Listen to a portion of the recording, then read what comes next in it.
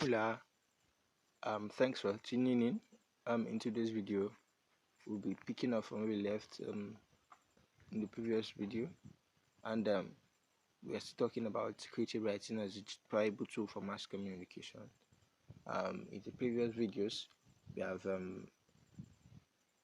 approached communication as a general purview, where we identified the types of communication, the kinds of communication, which could be textual, otherwise known as literature, or oral or verbal, however you choose to describe it. And speaking about textual communication or literature, we identified the different kinds of textual literature, which could be drama, poetry, or prose.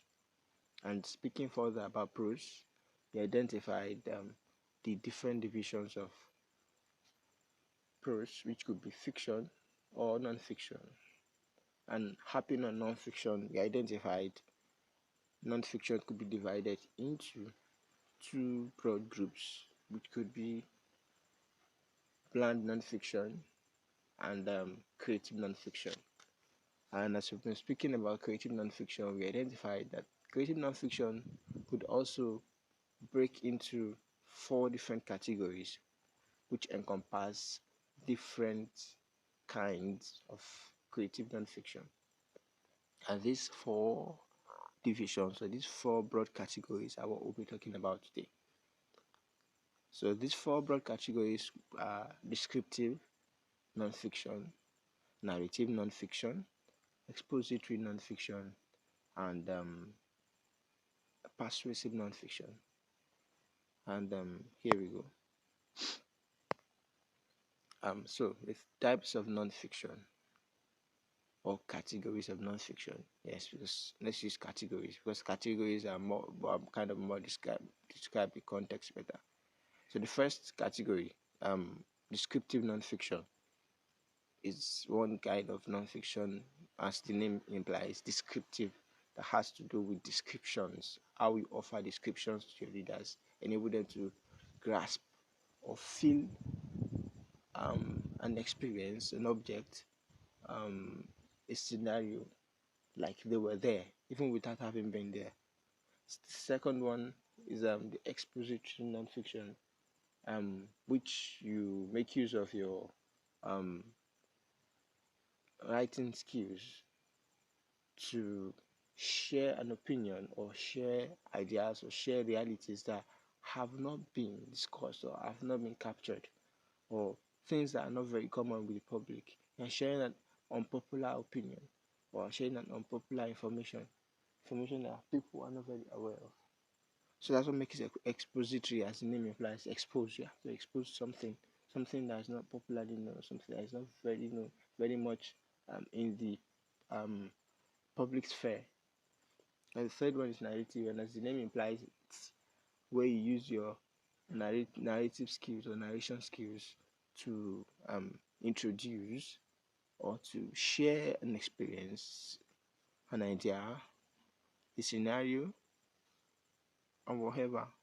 And the last one is the persuasive nonfiction, where you have to sell a viewpoint, you have an idea, you have a disposition, and you want to impose this disposition on others. You want others to think the way you do.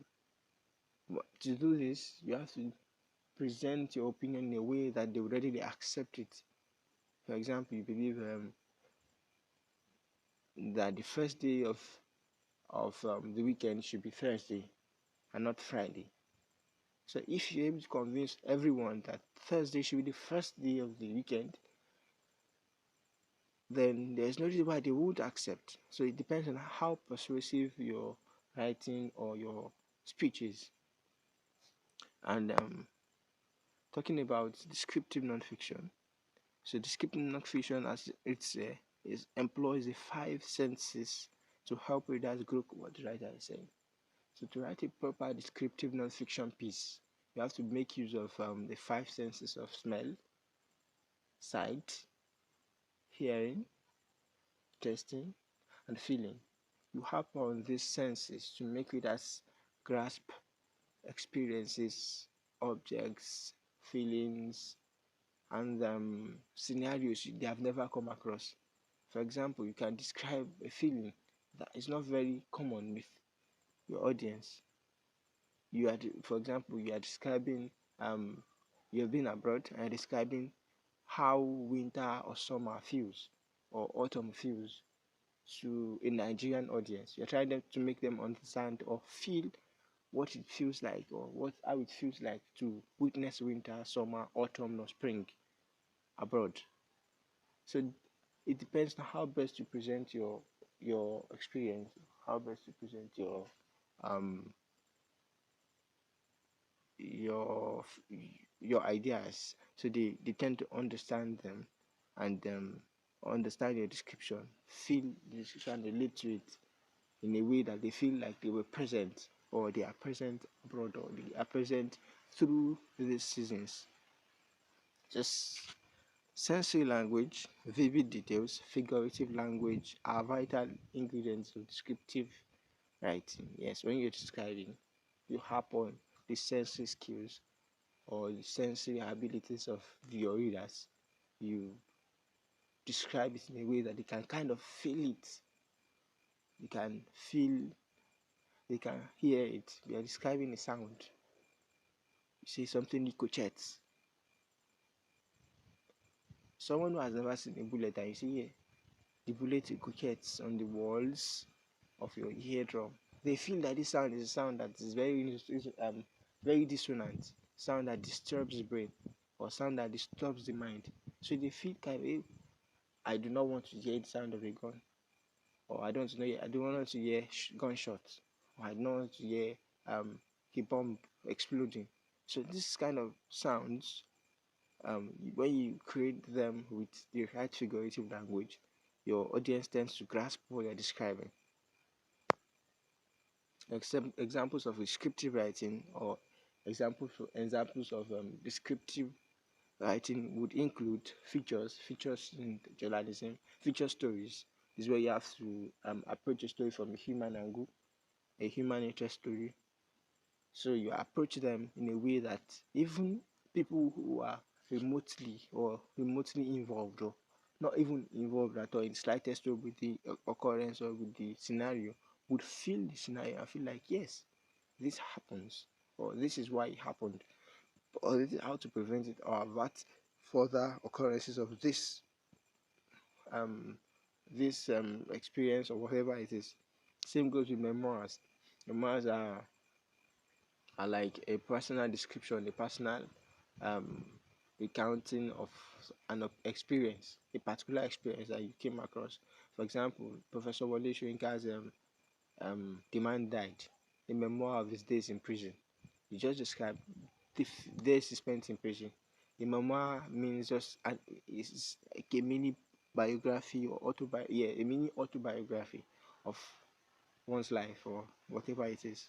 Same goes with autobiography. Sometimes you have to use the narrative tool when you are writing an autobiography, where you are, I'm sorry, descriptive tool. You describe occurrences in a way that the audience can feel present at that time you existed, or at that time the occurrences took place. Same goes for investigative reports. Investigative reports that have to do with personal experiences, undercover stories as well, where you report in the first person. See, I did this, I had to undergo this. So you describe the experiences for the audience, or for the people to grasp the depth of the problem you're trying to expose or describe. Same goes for personal essays. When you write personal essays on specific experiences, for example, travel logs, they are personal essays. When you write about your travel stories, travel notes, yeah, as you call them. So you're offering descriptions of your journey between two places, or a journey between several places. So regardless, it's an example of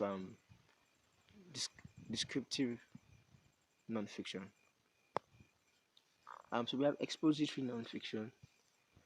Expository writing aims to furnish writers with information about a particular subject.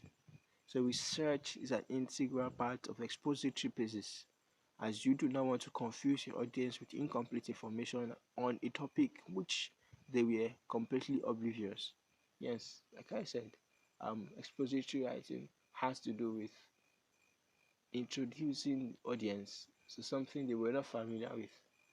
So you would want to be careful about giving them half information or giving them a misleading information, because when you're exposing people to new information, you either give them the full information or you leave them out of it. So the goal of expository writing is to how do I put it? Wash people from the light of ignorance into the light of knowledge. So give them information, furnish them with information, and give them at a full depth, an appropriate depth, so they can grasp and understand the new information you have shared and process it in a way that is relatable.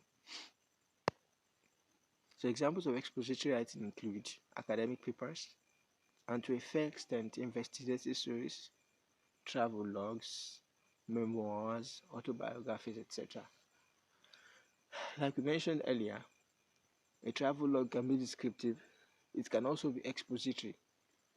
Because when you are exposing someone or introducing someone to what it feels like, someone who um, naturally, or someone who was born in Nigeria and has lived all his life in Nigeria, you are trying to describe the changing of seasons abroad, where they have the autumn, spring, summer, and winter.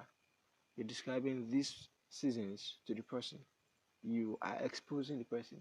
Even though you make use of descriptive devices, but to an extent, it's an expository piece. And same goes with investigative stories. When you expose people to something they were not aware of, like a rot in the system, when you talk about how government officials extort citizens, it's an expository piece. People who are not aware of this are coming across the information for the very first time. So they are being exposed to this kind of information you have to share. So the next category is the narrative nonfiction. So it's writers recount the experience of a person, an event, a location, and with narrative pieces. So as easy as narrative essays sometimes are, they involve some research from the writer's end. So narrative nonfiction is almost the easiest kind of nonfiction to come up with, because you are narrating an experience. Is it from memory or from someone else's memory? So you are narrating directly. It's more of, you don't really have to um um use anything. Just narrate it the way everyone can grasp. Just narrate the story. This happened with sequence. So you identify this happened first, it led to this, then this followed, this happened later, and this was the end point and whatever. So you narrate it sequentially in a way that no one misses out on any vital information. So the narration depends, or the quality of the narration depends on how you present it. So reports, autobiographies, history, and personal essays are examples or are kind of non-fiction that fall under this category. So a news report that just narrates what happened, or what happened in a particular event, or in a particular um, scenario, you say, that covers the who, the what, the why, the when, the how. So you cover the important details of whatever you are narrating or whatever you are talking about or speaking about. You identify who is involved, how they are involved, why they are involved, when they were involved, and other important details. Same goes for autobiographies. When you are narrating a person's experience, a person's life, so there have been autobiographies about um, um, um, people. You write about people. You write about yourself. Sorry, autobiography or biographies. You write about yourself, or someone writes about your life. So people read them. If especially if you are not someone who is very creative, you narrate it in a way that everyone understands the story. So it doesn't have to be like they relate to the story in a descriptive way, but you narrate it the way that they get the story, everything that is involved in that story or in experience, bit by bit. It doesn't necessarily necessitate that they feel the occurrence or share the pain or share the joy or whatever is um embedded in the story, or whatever emotion is embedded in the story. So the last one is persuasive essay or argumentative essay. So the persuasive or argumentative essay or writing or non-fiction, a writer takes a stance on a topic or issue and argues for one side against another. The writer must back his argument with facts to convince his readers. Yes, like I said earlier, it's when you're selling a viewpoint. And for you to confidently sell a viewpoint, you must be well aware of your viewpoint and have hard facts you can always fall on and rely on, or refer people to, tell people um, in the coming elections, I want you to vote for Peter Obi. And here is why I want you to do so. He did this, he did that, he did, or whatever you have, or whatever hard facts you have, you support it. Use them to support your submission, and you present it in a way that every damn person will be willing, or will be willing to vote for Peter Obi as you wish. So you are selling your viewpoint in a way that is coherent, in a way that is relatable, and in a way that is persuasive, a way that grabs attention and convinces your readers or convinces your audience to follow suit. Examples of persuasive writing are op-eds and newspaper editorials. Yes, we have op-eds, opinion pieces.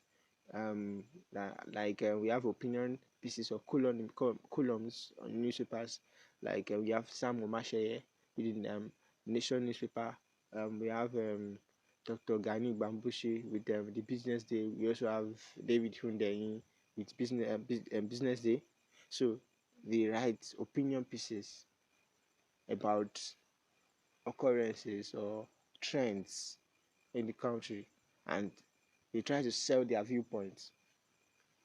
So we also have newspaper editorials. Yes, newspapers in Nigeria and abroad, they have a section of their newspaper or media outlets where the editors or the news outlet takes a stand and tries to convince the general audience to follow them.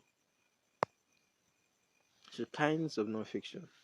So while non-fiction can fall into different categories or fall into several categories at the same time, there are different kinds of non-fiction.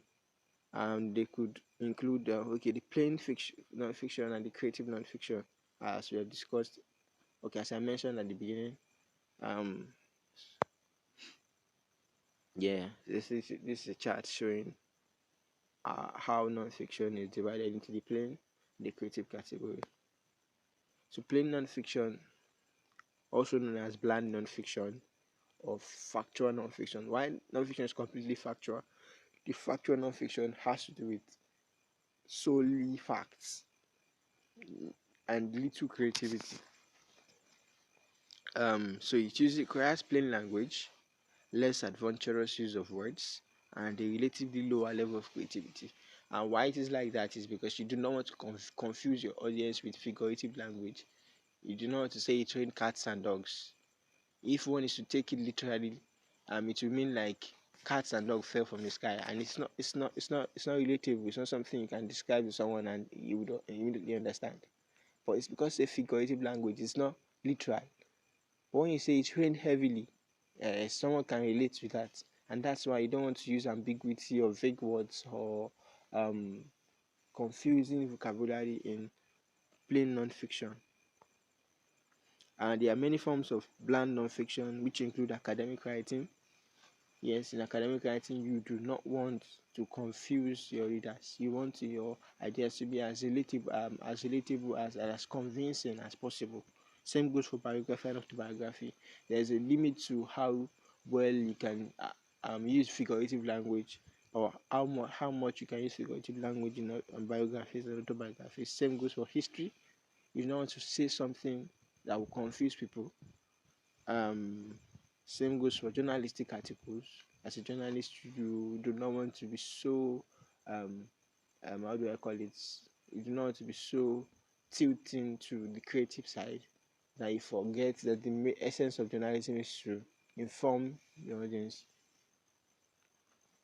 Same goes for self-help or how-to articles or manuals and guides, etc.